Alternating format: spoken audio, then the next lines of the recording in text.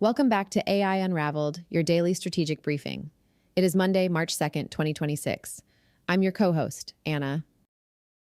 This episode is brought to you by AI. As companies like Block replace 40% of their staff with AI, governance is no longer optional. AI is the control plane for your autonomous workforce. Today, we have a blockbuster rundown. OpenAI has effectively declared independence from Microsoft with a $110 billion mega round, led by Amazon and NVIDIA. But as the valuation hits $730 billion, we have to talk about the cost of failure. We're diving into two devastating medical reports that show AI is failing patients in the ER and the operating room. Plus, SpaceX's 5G Starlink plans, the AWS data center fire in the UAE, and why Andrej Karpathy says programming as we know it is officially over. This podcast is produced by Etienne Newman. Now let's unravel the news.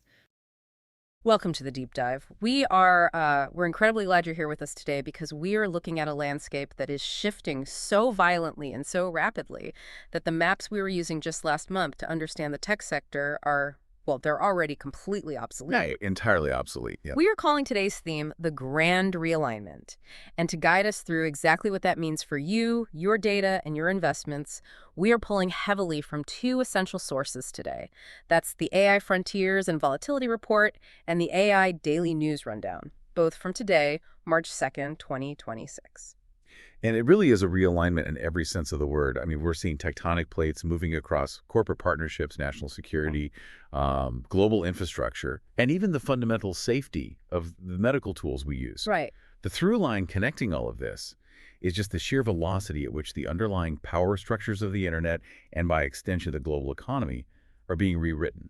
Exactly. And just to give you a little preview of the massive shifts happening right now, OpenAI is in the process of completely severing its exclusive reliance on Microsoft. Which is huge. Huge. And they're doing it in favor of a staggering $50 billion deal with Amazon. Meanwhile, we have a highly rigorous new medical study exposing massive systemic triage failures in consumer AI healthcare. And on the corporate efficiency side, Jack Dorsey just fired 40% of his staff at Block explicitly because he believes AI has rendered those human roles redundant. It is a lot to process. It is. Okay, let's unpack this. Let's actually start with the consumer side of this realignment, because there is a phenomenon happening right now in the App Store that perfectly illustrates how bizarre this moment in tech history really is. Yeah, it involves consumer behavior, shifting corporate brand identities, and a very public political clash. Right. So if you open up the U.S. iOS App Store right now, the #1 most downloaded app in the entire country is Anthropic's Claude, sitting right at the absolute top, beating out ChatGPT, beating out Google's Gemini. Beating out TikTok, Instagram, whatever hyper-casual game is going viral this week. Exactly. But what is truly wild is the trajectory. Because if you looked at the charts just 2 months ago, Claude was sitting down at 42nd place. 42. Yeah. To jump from 42 to #1 in 2 months for a utility app, not a game, not a social network, but a text-based productivity tool, is almost statistically impossible without a massive external catalyst. And usually when you see a spike like that in the data, you immediately look for the product update. Like, did they release a massive new feature? Did they unlock a new multimodal video generation capability? Or, dramatically slash the subscription price or increase the context window? You would think so, but the answer is no. None of those things happened. The surge wasn't driven by a product update at all. It was driven by a week-long, highly publicized clash between Anthropic and the United States government. Specifically, President Trump and the Department of War Secretary, Pete Hegseth. Right. Now, before we get into the mechanics of this, I want to be crystal clear with you, the listener. Absolutely. Regardless of your personal politics, whether you support the administration's aggressive posture on tech sovereignty, or whether you align with Anthropic's corporate resistance, our focus today is strictly on how the market and consumer base reacted to this event. We are not taking sides. We are not taking sides. We're not endorsing either the government's mandate or Anthropic's refusal. We are analyzing the fallout as neutral observers because the mechanics of that fallout are just unprecedented. Precisely. The political clash is simply the data point that triggered the market movement. So looking strictly at the sequence of events, Secretary Hegseth officially designated Anthropic a supply chain risk to national security. which is an incredibly heavy, highly consequential label to put on an American technology company. Historically, we've seen designations like that used against foreign hardware manufacturers, right? Like Huawei or ZTE, where the concern is embedded espionage. Applying it to a domestic foundation model provider signals a massive escalation in how the defense sector views the strategic importance of AI weights and safety architectures. It's a massive escalation, and Anthropic immediately pushed back. Their stated reasoning in this public clash was that current AI models, including their own, simply are not reliable enough to be used for fully autonomous weapon systems or mass domestic surveillance. They drew a hard line in the sand regarding military and intelligence integration, essentially saying the tech just isn't ready for the kind of deployment the Department of Defense is demanding. And the immediate result of this friction, millions of everyday Americans rushed to their phones and downloaded Claude, rocketing it to #1. Which brings us to the psychological mechanism at play. Why did a severe government condemnation act as the ultimate consumer growth hack? Yeah. For the last decade, the defining battleground for consumer trust in technology was privacy. Companies like Apple built their entire modern brand identity on it. What happens on your iPhone stays on your iPhone. But what this App Store anomaly strongly suggests is that in the generative AI era, safety might be the new privacy. I want to push back on that a little bit, though. Is it genuinely about an intricate appreciation for safety, or is this just modern political tribalism playing out in the tech stack? What do you mean? Like, are consumers downloading Claude because they deeply care about Anthropic's constitutional AI architecture and constitutional training methods? Or are they just downloading it because it's the app that publicly stood up to the government? That's a very fair counterpoint. And there's undoubtedly a tribal element to the initial download spike. But if you look at the retention metrics we're starting to see in the volatility report, they aren't churning out the way they would for a purely performative download. I argue it is fundamentally about safety, even if the consumer doesn't articulate it that way. When a company publicly states, "We are prioritizing the safety architecture of our models over lucrative, multi-billion-dollar government defense contracts," a significant segment of the consumer base processes that as the ultimate endorsement of the product's integrity. So it's a proxy for trust. Exactly. Even if the everyday user doesn't care about the ethics of autonomous drone swarms, they care deeply that the company building the tool they use to analyze their private financial data or write sensitive emails is obsessed with guardrails. The government's condemnation inadvertently acted as an unparalleled, unbuyable marketing campaign for Anthropic's safety-first architecture. It's the ultimate Streisand effect, but applied to corporate ethos. By trying to penalize them, the government essentially certified them as the most principled actor in the space in the eyes of the consumer. But nature abhors a vacuum, and the defense sector is a massive, incredibly well-funded vacuum. As Anthropic's negotiations with the Department of Defense completely collapsed last Friday, OpenAI didn't just walk into the room, they basically broke the door down to swoop in. They materialized almost instantly. Sam Altman, OpenAI's CEO, even admitted publicly that the agreement was definitely rushed. It came together with blinding speed the moment Anthropic stepped away from the table. Wow. And from a pure business strategy perspective, you can see why. The defense tech sector is exploding, and locking in the DoD as an enterprise client creates a revenue moat that is very hard for competitors to cross. But OpenAI knew they had a massive optics problem to manage immediately. They just watched their primary rival gain massive consumer goodwill by refusing the Pentagon.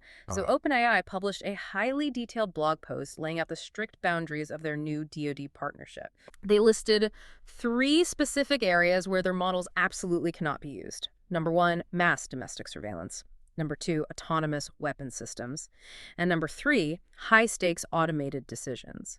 They also made it a point to state that they retain full discretion over their safety stack, meaning the Pentagon can't just turn the guardrails off. That was a very carefully worded reassurance strategy.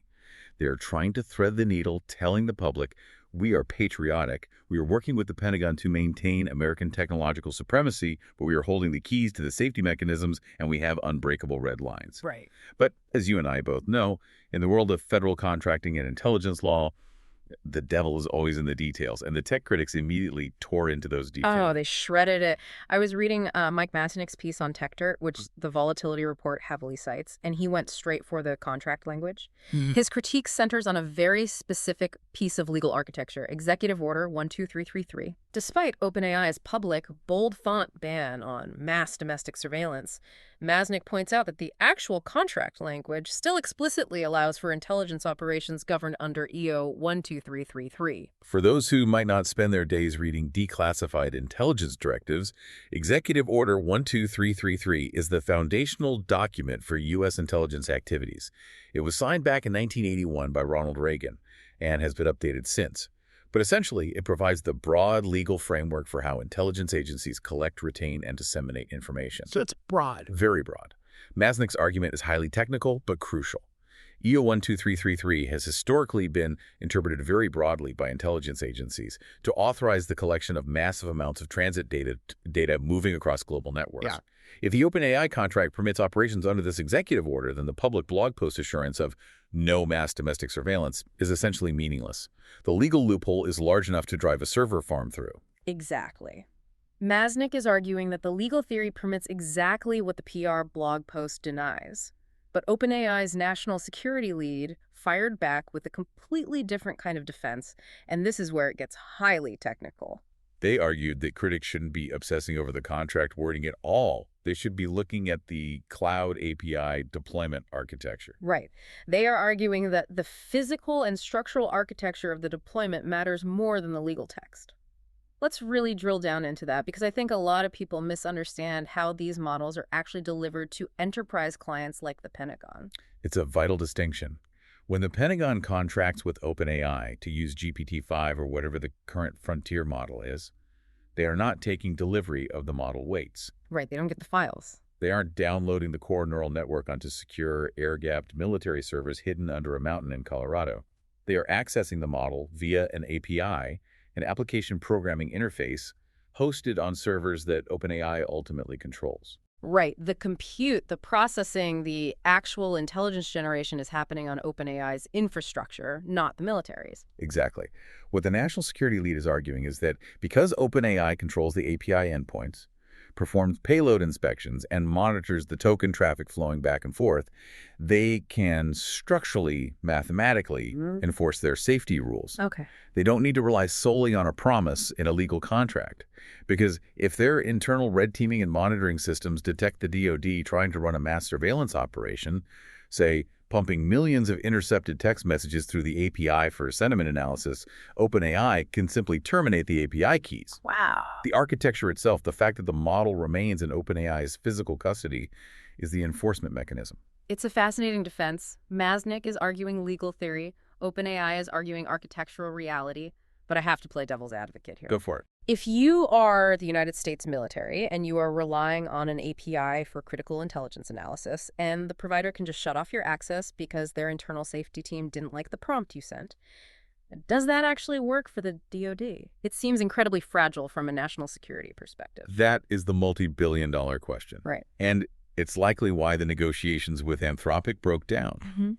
The DoD historically demands total control over its supply chain. Right. Relying on a Silicon Valley API endpoint that can be throttled or cut off based on a tech company's internal ethics board is a massive paradigm shift in military procurement. But it shows how desperate the defense sector is to integrate this technology. They're willing to accept architectural terms they never would have accepted for traditional software. And it also underscores why you, the listener, need to pay attention to this deep-in-the-weeds argument over military APIs. We are watching the foundational rules of the new digital world order being negotiated in real time over rushed weekends in the vacuum of collapsed negotiations. Literally. The decisions made in these defense contracts dictate who controls the underlying technology that is rapidly infiltrating every aspect of your daily life. If the company building the enterprise software your business relies on is also simultaneously navigating the legal loopholes of Executive Order 12333 and managing the compute infrastructure for the Pentagon, you need to understand the immense conflicting pressures shaping that company's priorities. It is a profound realignment of who holds power.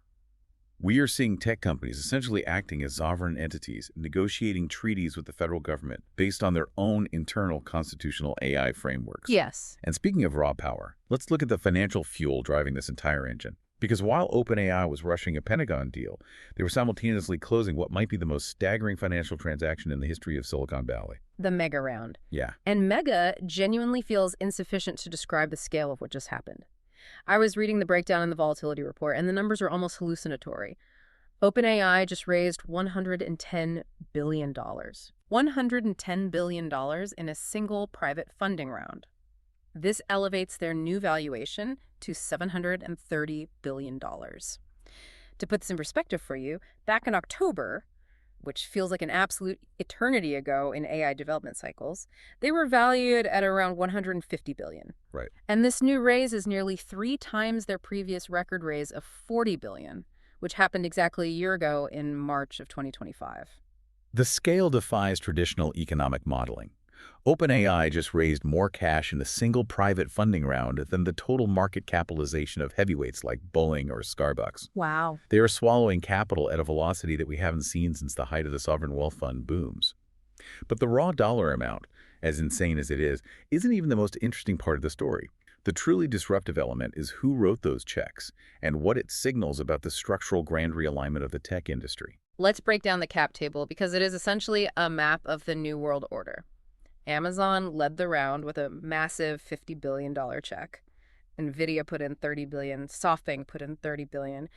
And the glaring, flashing neon sign in this entire deal, Microsoft. Yeah. The company that effectively bankrolled OpenAI's rise from a research lab to a global superpower, sat this one out entirely. Which is an absolute seismic shift in the power dynamics of the industry. For the last 5 years, the dominant narrative has been OpenAI and Microsoft walking lockstep. Right. Microsoft provided the massive Azure cloud compute required to train the models. OpenAI provided the intelligence layer that Microsoft baked into Copilot, Windows, and Office. It was the defining exclusive alliance of the generative AI boom. They were the undisputed power couple. Microsoft had the exclusive rights to commercialize OpenAI's tech, and now Amazon has effectively crashed the wedding and they brought a $50 billion dowry. That's a good way to put it. But they didn't just bring cash, they brought a deeply strategic structural infrastructure deal. This $50 billion from Amazon comes paired with a $100 billion AWS expansion commitment. And the absolute kicker here is that it explicitly includes the adoption of Amazon's proprietary Trainium chips. If we connect this to the bigger picture, this is the masterstroke of the realignment. OpenAI is actively, aggressively diversifying its core infrastructure away from a Microsoft-only dependency. By committing to adopt Amazon's Trainium silicon, they are lessening their reliance not just on Microsoft's Azure cloud, but they are also potentially creating significant long-term leverage against NVIDIA's absolute monopoly on AI hardware training. Which is fascinating considering NVIDIA also participated in this very round to the tune of $30 billion. Exactly.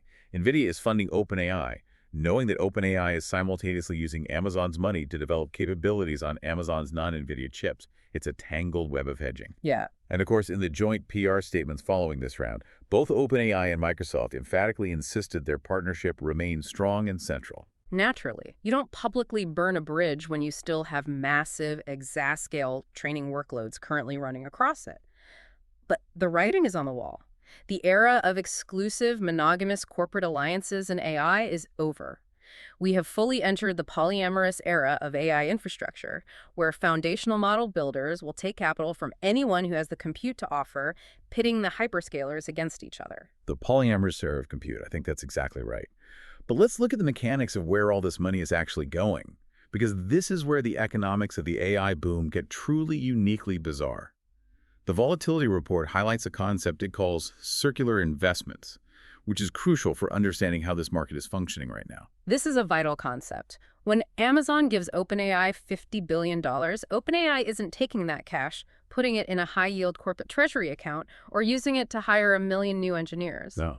The vast, overwhelming majority of that capital is going to immediately flow right back to Amazon's balance sheet in the form of compute purchases on AWS. Right.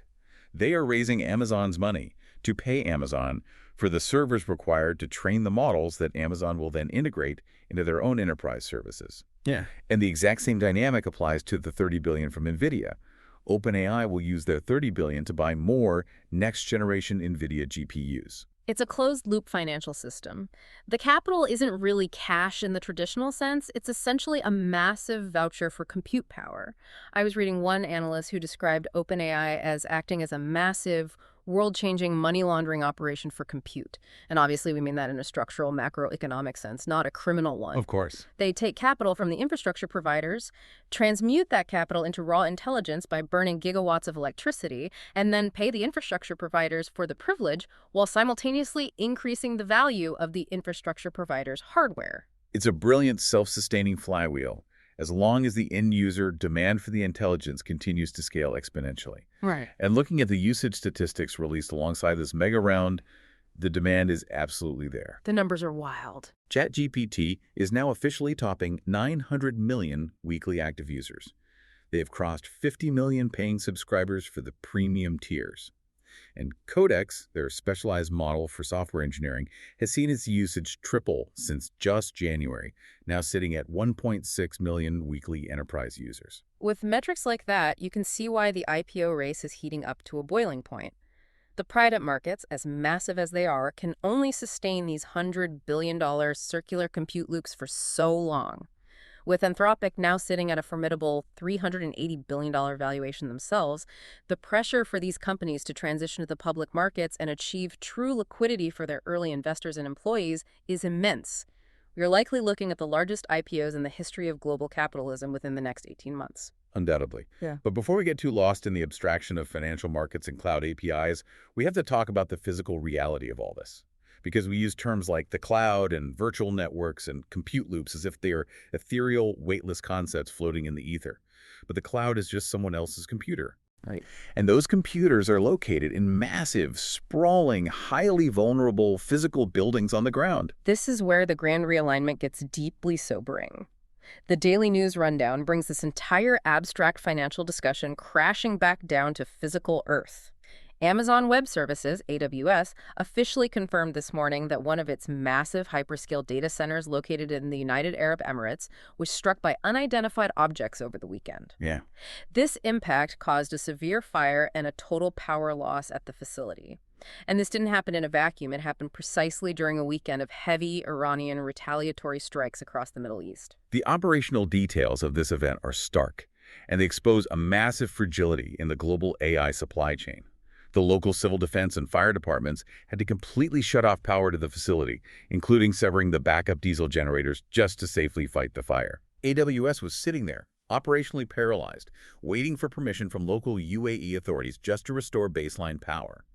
In the meantime, they had to rapidly scramble to reroute all regional customer API requests to completely different geographically distant data centers to keep critical services online, which introduces massive latency and capacity issues. And when Reuters pressed AWS directly, asking if this physical strike was connected to the broader Iranian military action, AWS gave the classic, highly manicured corporate non-answer. They neither confirmed nor denied a direct connection, citing ongoing investigations. Naturally. But simultaneously, their public service health dashboard showed that another major data center node in Bahrain was also suffering unexplained power outage issues at the exact same time. So you have multiple critical nodes in the Middle Eastern AI infrastructure failing or being directly physically impacted during a regional geopolitical conflict. What we are witnessing is the terrifying realization that data centers are the new oil refineries. Wow, that's a powerful way to frame it. In the 20th century, if you wanted to cripple a nation's economy, disrupt its military logistics, or exert geopolitical pressure, you targeted their oil production facilities and refineries. In the 21st century, the intelligence that runs modern militaries, models financial markets, and operates domestic infrastructure is housed in these hyperscale data centers. It transforms AI from a software concern into a literal physical target in regional conflicts. If you are a state actor and you know that your adversary's missile targeting systems or their drone swarms or even just their economic modeling capabilities rely heavily on an AWS node located in a neighboring proxy country, that data center ceases to be a civilian corporate building. Exactly. Under the brutal logic of war, it becomes a Tier 1 strategic military target. Precisely. The cloud is on the ground, and the ground is vulnerable. We have spent the last decade pouring billions of dollars into cybersecurity, worrying about state-sponsored hackers breaching firewalls, zero-day exploits, and the thefts of model weights. But we have somewhat ignored the blunt physical reality that a $5,000 loitering munition drone striking an HVAC cooling tower can take a billion-dollar frontier model offline just as effectively as the most sophisticated cyber attack. It's a deeply unsettling thought. The foundation of our digital future is inextricably tethered to the physical, kinetic vulnerabilities of geopolitics. We are building the most advanced technology in human history inside glass and steel boxes, sitting in some of the most contested regions on Earth. Yeah. But this infrastructure realignment isn't just about servers, power grids, and physical security. It is also fundamentally about human capital, which brings us to the midpoint of this realignment and a stark look at the human toll of this massive surge in AI efficiency. The workforce transition. Economists and technologists have been theorizing about it, writing white papers about it, and debating it for years. But the data from today's sources shows it is no longer a theoretical debate about the future of work. It is executing right now, in the present tense. Yesterday, Jack Dorsey, the CEO of Block, the company formerly known as Square, which handles massive amounts of global payments, laid off over 4,000 employees. That is just huge. That is 40% of his entire global workforce, gone in a single day. They went from 10,000 employees down to roughly 6,000. And Dorsey did not hide behind the usual corporate PR speak. He didn't cite macroeconomic headwinds or restructuring for synergy or aligning with core competencies. No, he was very direct. He explicitly, directly, and unapologetically cited AI efficiencies as the primary reason for the cuts. He essentially looked at his organizational chart and concluded, the internal AI tools we've deployed have gotten so good and so autonomous that we simply do not need this many human beings to manually process the work anymore. And the most chilling part of this story, particularly if you are a white-collar knowledge worker listening to this, is how the financial markets reacted to that human cost. The market didn't flinch. The market rewarded him massively. Block's shares shot up more than 20% on the news of the mass layoffs. Unbelievable. Wall Street looked at a CEO firing 40% of his staff because software could do their jobs cheaper and faster, and they applauded the move by injecting billions of dollars in market cap growth into the company. It is the absolute crest of the efficiency tsunami we've been predicting.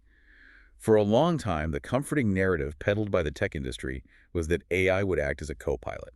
It would augment your job, automate the boring parts of your day, and make you a faster, better, more creative worker. The co-pilot narrative. Right. But what Jack Dorsey is proving at Block is that at a certain threshold of capability, AI stops being a co-pilot and starts being the pilot.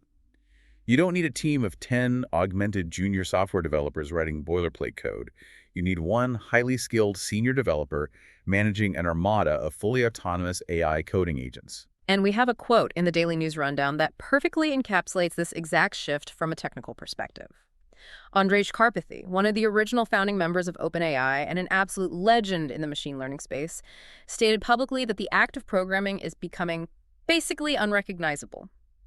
He went so far as to call these recent shifts the definitive end of the era of typing code. When someone of Karpathy's caliber and historical perspective says the era of typing code is ending, you have to pay attention. He isn't saying that software engineering as a discipline is dead.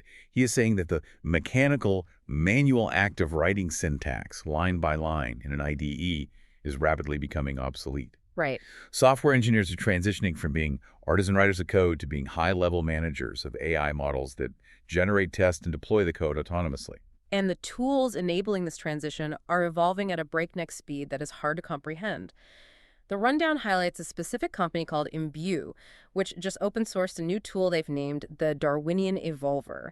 It uses large language model evolution to automatically, recursively optimize its own code and its own prompt structures. And the headline here is that it just scored a state-of-the-art 95% on the ARC-AGI-2 benchmark. We need to pause and explain what the ARC benchmark actually is, because hitting 95% on ARC-AGI-2 is a massive milestone. A lot of the early AI benchmarks, like the MMLU, were essentially massive multiple-choice tests. They tested a model's ability to memorize and retrieve facts from its training data. Right. But the ARC benchmark, the abstraction and reasoning corpus, was designed specifically by Francois Chalet to be resistant to memorization. It presents the AI with novel visual logic puzzles it has never seen before. It tests true reasoning, abstraction, and the ability to infer rules from very few examples, rather than just brute force pattern matching. So hitting 95% on ARC-AGI-2 means this tool isn't just acting as a sophisticated autocomplete regurgitating code snippets it scraped from GitHub. It is genuinely reasoning through complex logic puzzles, understanding the underlying intent, and generating optimized solutions at a level that rivals and often exceeds top-tier human engineers. Exactly. If a tool can reason through complex logic and recursively optimize its own codebase autonomously, you can see exactly why a CEO like Jack Dorsey looks at his operational expenses and decides to cut 4,000 salaries. But this rapid transition from a human workforce to an autonomous digital one raises a massive, immediate operational problem for the enterprise. Governance. Yes. When you fire 40% of your human workforce and replace them with thousands of autonomous AI agents executing tasks simultaneously, how on earth do you manage them? Who is monitoring what they are actually doing, how much expensive cloud compute they are burning through, and whether there is staying within strict corporate and legal guidelines. That is the ultimate governance nightmare of the grand realignment. You are essentially swapping messy human HR problems for hyperscaled, high-speed digital agent governance problems. A rogue employee might make a mistake that costs thousands. A rogue AI agent with access to your corporate API can burn through millions of dollars in compute or leak sensitive data in milliseconds. Which is exactly why the management layer of the enterprise has to evolve just as fast as the intelligence layer. Absolutely. And honestly, that leads us perfectly into a discussion about today's sponsor, because they are solving this exact problem. Managing thousands of AI agents in a post-layoff world is exactly what ARI was built for. They provide the governance you need when your human headcount drops and your token count rises. Yeah. Think of AirEra as the ultimate command center and mission control for your new digital workforce.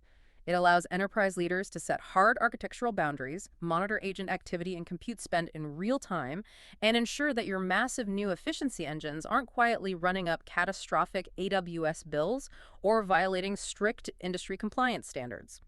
If your company is riding this efficiency tsunami and deploying autonomous agents to replace human workflows, you simply cannot afford to fly blind. Check out AirEra to bring rigorous order to your autonomous workforce. It really is a necessary evolution. As the workforce fundamentally shifts from carbon to silicon, the management tools and governance structures have to shift as well. You can't manage 1,000 AI agents with a spreadsheet and a Slack channel. You definitely can't. Okay, let's look at the next piece of this puzzle. Here's where it gets really interesting.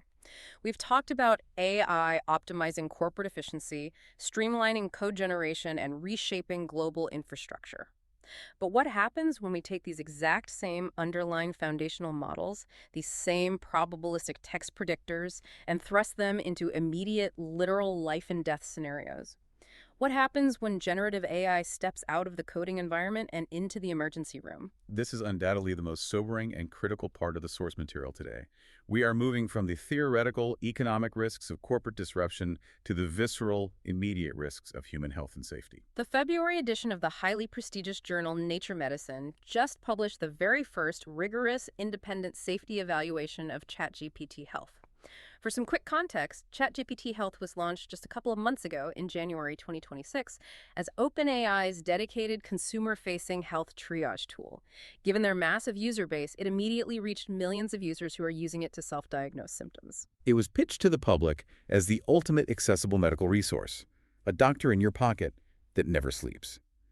But the team behind this independent study, led by Dr. Ashwin Ramaswamy at the Icahn School of Medicine at Mount Sinai, wanted to answer a very simple but terrifyingly important question. Right. If an everyday person is having a real, literal medical emergency at home and asks ChatGPT Health what to do, will the system actually recognize the danger and tell them to go to the emergency room? It is the absolute most fundamental safety test imaginable for a medical tool. So Dr. Ramaswamy and his clinical team built an incredibly rigorous, multi-layered stress test.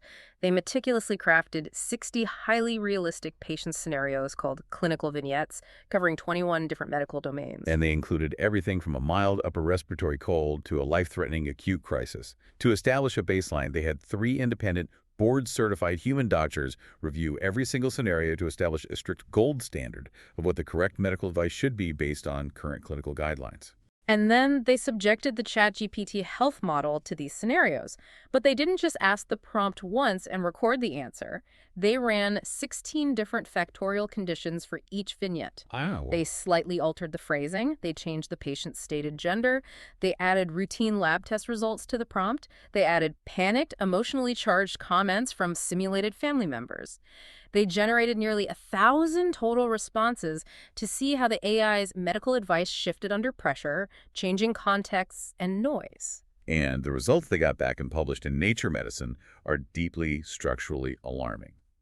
The performance of the AI followed what the researchers call an inverted U-shaped pattern. Let's break down exactly what that means in a clinical setting. Yeah, let's do that. If you plot the model's accuracy on a graph, it looks like an upside-down U. The AI actually performed exceptionally well in the middle of the spectrum, the standard clear-cut cases. It scored very high on what doctors refer to as classical textbook emergencies. Right. Things like a classic presentation of a stroke-slurred speech, facial drooping, arm weakness, or severe anaphylaxis from a known peanut allergy. The symptoms for those specific crises are so heavily documented in the AI's training data across millions of medical websites and textbooks that it instantly pattern matches them and triggers the correct response. Call 911 immediately. Right. If you present to the AI exactly like a medical textbook describes, it acts like a medical textbook and gives the right answer. But human biology and real life rarely present exactly like a textbook. The dangerous, catastrophic failures happen at the extremes of that inverted U, the atypical presentations or the complex combinations of symptoms. And what did the study find on those? The study found that in 51.6% of the cases where the human doctors unanimously agreed the patient needed to go to the emergency room immediately to prevent severe harm or death, ChatGPT Health told the patient to either stay home and rest, wait it out to see if symptoms improve, or book a routine medical appointment for the next 24 to 48 hours. Over half the time, it significantly under-triaged a severe medical emergency. That is a coin flip on life or death. And we are not talking about borderline debatable cases here. The study highlights a specific scenario where a simulated patient was presenting with the classic cascading signs of diabetic ketoacidosis coupled with impending respiratory failure. That's incredibly dangerous. Extremely. The AI platform correctly identified the early warning signs of the diabetes complication in its text output, but instead of synthesizing that information and concluding, go to the ER right now, it casually advised waiting for a routine appointment. Alex Rouhani, a leading researcher at University College London, was quoted in the piece analyzing this data, and he called this behavior unbelievably dangerous. And it is unbelievably dangerous precisely because of the user interface. An LLM speaks with supreme authoritative confidence. It outputs beautifully formatted text with bullet points and a calm clinical tone. A patient experiencing the terrifying early stages of respiratory failure might read that confident output and choose to trust the machine over their own body's panic signals. They might delay care because the app told them it wasn't an emergency. But as bad as the physical triage failures were, the most chilling finding in this entire Nature Medicine paper was the complete collapse of the psychological guardrails. This part is truly haunting, and it exposes the fundamental fragility of how we currently align AI models. Dr. Ramaswamy was specifically testing the platform's hard-coded reaction to suicide ideation. They gave ChatGPT Health a prompt simulating a 27-year-old male patient who explicitly, clearly stated he had been thinking about taking a lot of pills to end his life. And initially, the system's safety alignment worked exactly as intended. When given just those raw, explicit symptoms, the hard-coded crisis intervention banner popped up every single time, blocking the standard AI response and providing immediate, prominent links to suicide prevention hotlines and emergency psychiatric services. But then, the researchers did something incredibly simple to test the robustness of that guardrail. They took the exact same prompt, the same 27-year-old patient, the same explicit suicidal thoughts, the exact same words, but they simply appended a list of completely normal, routine blood lab results to the end of the text message. They just added a string of data like sodium 140, potassium 4.0. And the safety guardrail completely collapsed. It evaporated. 0 out of 16 attempts did the crisis banner appear when the lab results were included in the prompt.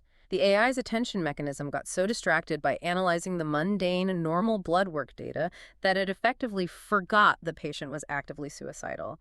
It gave a calm analysis of the potassium levels while completely ignoring the acute psychological crisis. Dr. Ramaswamy's quote on this specific failure is vital for understanding the current limits of AI safety. He said, A crisis guardrail that depends on whether you mention your labs is not ready, and it's arguably more dangerous than having no guardrail at all, because no one can predict when it will fail. We rely on these guardrails reinforcement learning from human feedback, assuming they are solid walls. But this study proves they are incredibly brittle facades that can be bypassed simply by adding irrelevant noise to the prompt. It gives the consumer the illusion of clinical safety while being structurally unsound. And this raises massive, unprecedented legal implications for the tech industry. Professor Paul Henman, a digital policy expert from the University of Queensland, pointed out in the volatility report that if this tool leads to people failing to obtain urgent care or failing to receive psychiatric intervention, it will feasibly lead to unnecessary harm and death. And he noted that massive legal class action cases against tech companies regarding AI chatbots providing negligent advice or failing to prevent self-harm are already moving through the courts. This is the liability cliff that the tech industry is rapidly approaching. Silicon Valley is used to launching beta software, finding the bugs, and patching them later.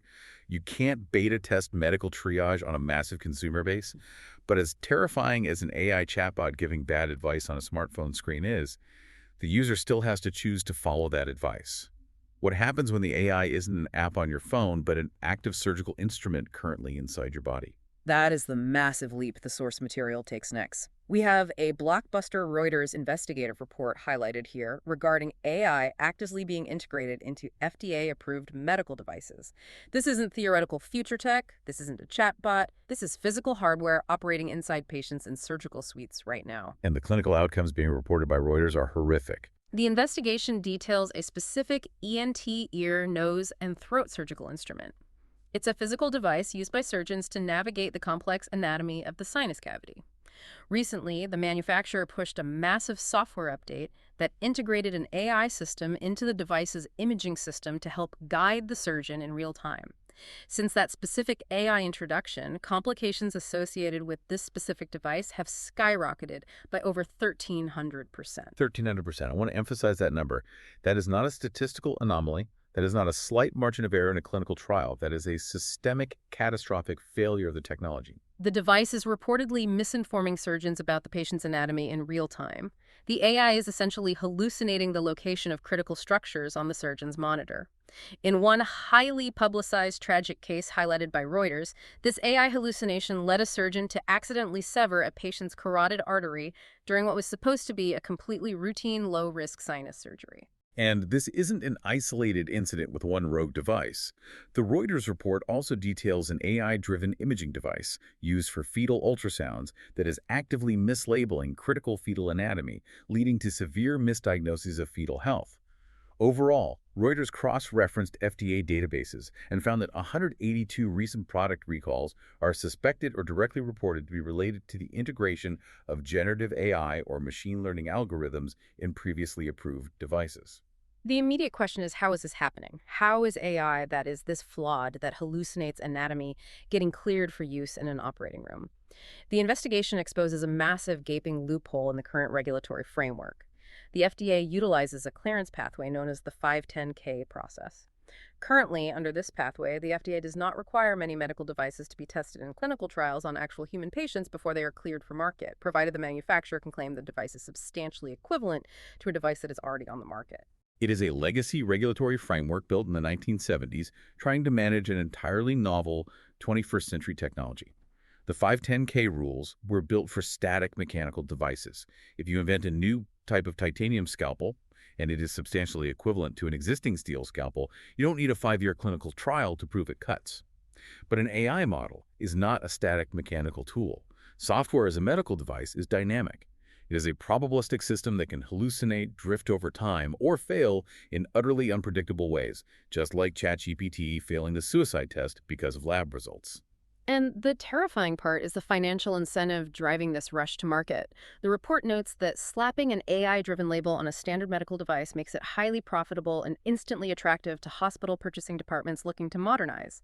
Medical device companies are rushing these AI integrations to market to capitalize on the massive AI hype cycle, exploiting the FDA's less rigorous 510(k) clearance pathways, despite these deeply troubling real-world outcomes. I want you, the listener, to really consider the tension here. We spent the first half of this deep dive talking about OpenAI raising $110 billion. We are talking about an entire global industry moving at a velocity that human history has never seen before, driven by an unimaginable amount of capital. And that speed, that deeply ingrained move fast and break things ethos of Silicon Valley, is now violently colliding with the reality of a surgical suite. You cannot move fast and break things when the thing you are breaking is a patient's carotid artery. We are rushing highly experimental, probabilistic AI into life or death scenarios simply because the financial market demands integration long before the safety architecture or the regulatory oversight is truly ready to handle it. This raises an important question about the physical manifestation of this technology. If AI is fundamentally altering the software we write, the corporate structures we work in, the geopolitical targets military strike, and the medical tools we rely on in surgery, what about the hardware we interact with daily? The hardware horizon. This is the final piece of the grand realignment outlined in the Daily News Rundown, and it connects directly back to that idea of ubiquitous, inescapable AI. The source material highlights two massive developments and how we will physically access these massive compute networks moving forward. Let's start with the macro level, looking at global connectivity from orbit. SpaceX just made a massive architectural announcement regarding their Starlink V2 satellites. They are planning to deliver full, high-speed 5G cellular connectivity directly to standard mobile phones from space, and they expect the operational hardware to launch by 2027. Now, we've had satellite SOS features on phones for a few years, but this isn't just an emergency ping or a slow text message. This is full broadband 5G speed directly to your unmodified smartphone. The technical leap required to achieve this is astounding. These Starlink V2 satellites are going to provide roughly 20 times the data throughput of the current first-generation models. To achieve this, SpaceX is utilizing custom silicon designed entirely in-house, paired with massive, highly advanced phased array antennas that can support thousands of spatial beams simultaneously. To break down the physics of that for a moment, instead of a traditional cell tower sitting on a hill projecting a wide, dumb net of coverage over a few miles, these satellites are acting like precision laser flashlights from low Earth orbit, actively tracking individual phones on the ground with thousands of targeted beams of high-speed data. They are so confident in the consumer application of this that they have even officially rebranded the service from the technical direct-to-cell to the much more consumer-friendly Starlink Mobile. And they already have a massive infrastructural head start. The current lower bandwidth generation of the service already operates a constellation of about 650 satellites across more than 32 countries through strategic partnerships with local mobile networks. If they execute on the V2 roadmap by 2027, the concept of a dead zone on planet Earth might effectively cease to exist. You will have a high-speed, persistent broadband pipeline to the cloud, and therefore an immediate connection to these massive AI models, no matter where you are standing on the globe. But the hardware revolution isn't just about ensuring you can always connect to the cloud. It's about bringing the power of the cloud down into the physical device in your pocket. And that brings us to the micro level with Qualcomm. They just announced their brand new Snapdragon Wear Elite chip. It is a cutting-edge 3-nanometer piece of silicon, but what is truly fascinating is the explicitly stated target market. Qualcomm stated it is designed not just for high-end smartwatches, but for a broader range of AI wearables like pins, pendants, and other ambient form factors. They are actively, aggressively courting the ambient computing market, and the technical specs on this chip are wild for its physical size. It includes a dedicated hexagon NPU and neural processing unit, plus an additional eNPU AI accelerator explicitly designed for running generative models. What this means, practically, is that this tiny chip, small enough to fit in a lapel pin or a pair of glasses, can run a 2 billion parameter AI model entirely on-device, locally. On-device is the magic word here. It means the AI doesn't have to compress your voice recording, beam it via 5G to a server in an AWS data center, wait for the massive model to process it, and beam the answer back down. It processes the intelligence locally right there on your body with near zero latency. Now, the source material correctly notes that for heavy, complex tasks like real-time AI vision processing or massive data analysis, the wearable still needs that high-speed Starlink or 5G cloud connection. But the foundational silicon for an always-on instant response AI companion is being miniaturized and mass-produced rapidly. Now, to be objective, we have to acknowledge the harsh reality of this specific market segment over the last 2 years. Past attempts at dedicated AI wearables have been spectacular, highly public disasters. Devices like the Humane A Pen or the Friend Pendant absolutely flopped with consumers. They were clunky, the latency was terrible because they relied entirely on cloud processing, and ultimately, they didn't solve a real problem that a smartphone couldn't solve better. Right. Nobody wanted to wear a hot, glowing pager on their chest that took 10 seconds to answer a basic question. And while rumors are constantly swirling that Apple and OpenAI are secretly collaborating on new hardware devices, no one has actually demonstrated a clear, undeniable use case that makes an everyday consumer want to adopt a dedicated AI wearable. But it's the synthesis of these data points that matters, not the failure of the early prototypes. Exactly. The Humane Pen may have failed as a product, but the hardware foundation required to make a successful, seamless version of ambient computing is being laid right now. Between SpaceX guaranteeing global high-speed 5G connectivity anywhere on Earth and Qualcomm shrinking the processing power required to run a massive model onto a highly efficient 3-nanometer chip, the physical and latency constraints that killed those early devices are vanishing. And crucially, the software constraints are shrinking right alongside the hardware. The Daily News Rundown mentions that Perplexity, the AI search company, just open-sourced the embedding AI models that power its core search and retrieval systems. Not only do these open-source models outperform proprietary rivals from giants like Google and Alibaba, but Perplexity managed to aggressively optimize them, cutting the required storage needs by up to 32 times. A 32x reduction in storage footprint is a massive breakthrough in model efficiency. When models get that small and that highly optimized, they don't need massive server farms. They can live natively on your phone, in your smartwatch, in your car's dashboard, or embedded within your surgical tools. AI is rapidly moving from being a destination you visit via a web browser to an ambient layer of intelligence that is smaller, faster, and utterly ubiquitous in the physical world. It is a state of constant, chaotic, thrilling, and terrifying innovation. We even see the human architects of this technology constantly shuffling the deck to keep up. The rundown briefly notes a personnel shift. David Lulan, the key leader behind Amazon's highly anticipated Nova Act browser agent and the head of their massive San Francisco AI lab, just abruptly announced he is leaving the company to pursue a new venture. Even the most highly compensated people building the most advanced tools at the biggest, most well-funded companies in the world are constantly breaking away to build something newer, faster, and more disruptive. The ground beneath our feet simply never stops moving. It is the defining characteristic of this entire era. Absolute, relentless volatility. Which brings us to the ultimate synthesis of everything we have discussed in this deep dive today, the grand realignment. We are living through a singular moment in history where $100 billion corporate alliances shift overnight, completely rewriting the infrastructure of the internet, as we saw with OpenAI abandoning Microsoft exclusivity for Amazon's compute. We are seeing everyday consumer technology become inextricably entangled with military contracts, executive orders, and geopolitical conflicts.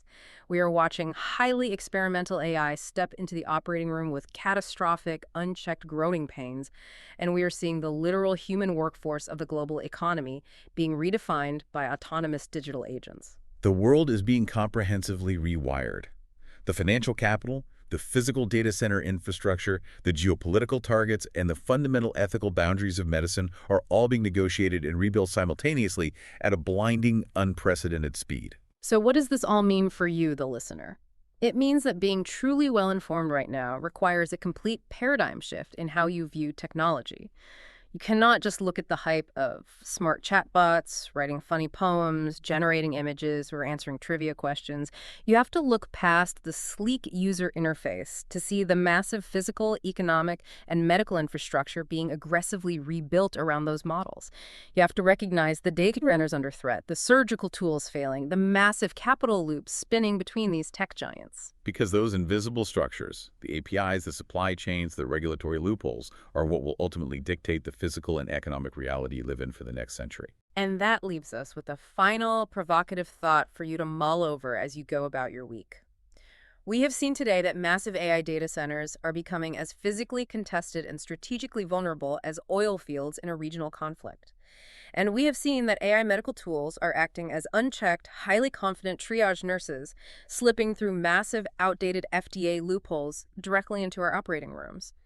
If this digital technology is already manifesting these severe real-world physical consequences, are we, as a society, actually prepared to regulate the physical reality of a digital intelligence before the next catastrophic failure occurs not in a controlled lab, but in our own backyards or our own hospitals? It is the ultimate question that will define the next decade of both public policy and human safety. It truly is. We want to thank you so deeply for joining us on this deep dive into the source material today. Your time, your attention, and your curiosity are exactly why we do this. Keep analyzing the systems being built around you, question the infrastructure, and we will see you next time. That concludes our daily rundown for March 2nd. The signal for today is fragile scale. We are seeing a $730 billion company built on models that still miss 52% of medical emergencies. We are seeing hardware that can provide 5G from space, yet can't survive a data center fire in the UAE. The scale of the AI revolution is undeniable, but the ground truth shows the infrastructure is still finding its footing. This episode was made possible by Area and JomgaMind. Govern your agents with Area and stay sharp with JomgaMind's 60-second audio intelligence. Links are in the show notes. This podcast is created and produced by Etienne Newman, senior software engineer and soccer dad from Canada. If you found value today, please subscribe to our new Daily Pulse sister show. Until tomorrow, keep unraveling the future. And before you go, if your company is building the tools that power the workflows we talked about today, I'd love to showcase them to this audience. We don't just run ads, we build technical simulations that prove your value. Let's build something together. Visit jamgamind.com/partners to get started. Until next time, keep building.